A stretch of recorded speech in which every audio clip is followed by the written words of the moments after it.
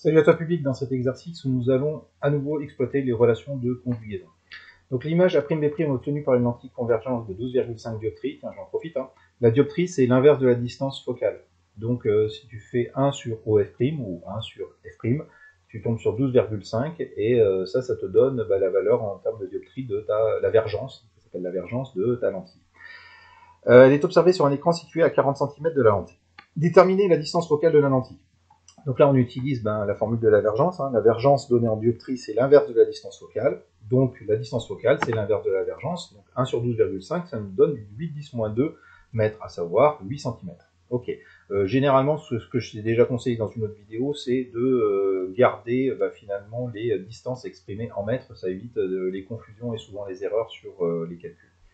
Sachant que A'B' fait 8 cm, déterminer graphiquement la taille et la position de l'objet AB et réalisé sur un schéma à l'échelle 1/4. Donc là, à la base,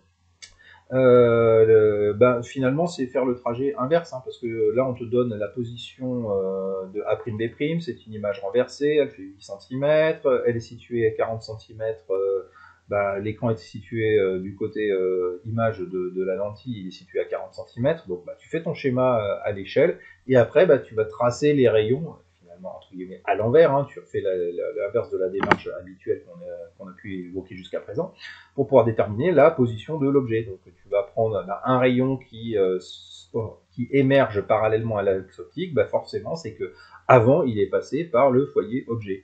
Un rayon qui passe par le centre optique n'a pas été dévié, donc tu traces les deux, et déjà le point de concours des deux va te positionner l'objet, l'endroit où se situe l'objet AB par rapport à l'axe optique avant la lentille. Okay, après, tu peux très bien t'amuser à tracer le troisième rayon qui est passé par le foyer image, c'est que initialement il était parallèle à l'axe optique. Voilà. Donc ça te permet finalement de tracer et de retrouver la position de l'objet AB. C'est une démarche un petit peu différente, c'est pour ça que je t'ai mis cet exercice en ligne, histoire que tu puisses aussi te familiariser avec ce type de démarche-là. Donc retrouver les résultats de la question précédente par le calcul, on va de nouveau utiliser les relations de conjugaison, en n'oubliant pas de fonctionner avec les grandeurs algébriques comme j'ai pu te le décrire dans l'exercice numéro 1. Je vais te mettre les liens dans les commentaires avec les autres exercices, ça te permettra de les retrouver plus facilement.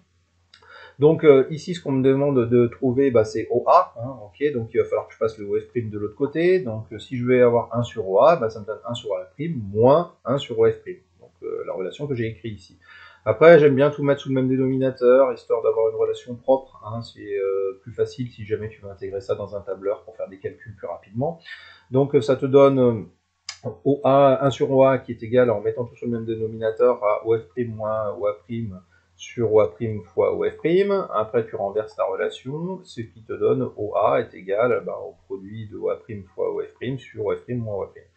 Donc tu remplaces par les valeurs, tu n'oublies pas de convertir en mètres, et ça te donne une position à moins 0,10 mètres, soit 10 cm à gauche de la lentille.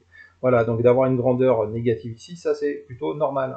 Tu vérifies bien que dans tes calculs, tu dois obtenir une grandeur négative, parce que si tu pars de haut et que tu vas vers A, tu vas à l'inverse du sens du trajet optique défini positivement sur ton modèle, et donc du coup tu dois tomber sur une valeur négative. Tu vérifies bien ce genre de choses là, ça te permet de voir si tu as fait une erreur de calcul et d'éviter éventuellement des désagréments. Ok. Ensuite, pour le grandissement, donc on va chercher ce grandissement. Le grandissement, on utilise la formule, c'est le ratio de la taille de l'image sur la taille de l'objet. Là, on va garder les grandeurs algébriques, ça fait A'B' sur AB. C'est aussi égal à OA' sur OA, ce qui permet de déterminer AB qui vaut 2 cm dans le cadre de cet exercice.